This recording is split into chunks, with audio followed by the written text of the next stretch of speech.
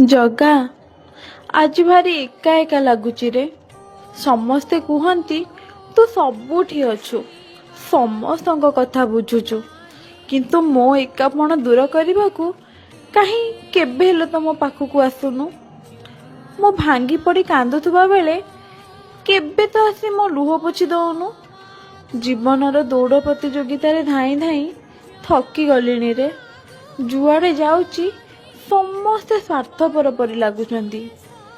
ମୁଁ ତତେ କିଛି ମାଗିପାରେନି, ଏଇଆ ଭାବେ ଯେ ତୁ ମୋ ପାଇଁ ଯାହା ବି କରିବୁ ସବୁ ଭଲ କରିବୁ। ତୁ ଯାହା ବି ଦବୁ ନା, ମୁଁ ଖୁସି ଖୁସିରେ ହାତ ପାତିକି ନେଇଯିବି। ତୋ ଛଡ଼ା ମୋତେ ଯେ ଆଉ କିଏ କିଛି ଦେଇପାରିବ ସେଇ ଆଶା ବି ମୋର ଆଉ ନାହିଁ। ତୁ ଦେଲେ ଦବୁ, ନଦେଲେ ନାହିଁ, କିନ୍ତୁ ତୋ ଛଡ଼ା ମୁଁ ଆଉ କାହା ଆଗରେ ହାତ ପତେଇବିନି ରେ। ତୁ ଜାଣୁ ଜଗା, ତୁ କେମିତି ମୋତେ ସ୍ୱାଭିମାନ କରି ଗଢ଼ିଛୁ। କାହା ପାଖରେ ଋଣୀ ହେବାକୁ ମୋ ମନ ଜମା ଟାଣେନି।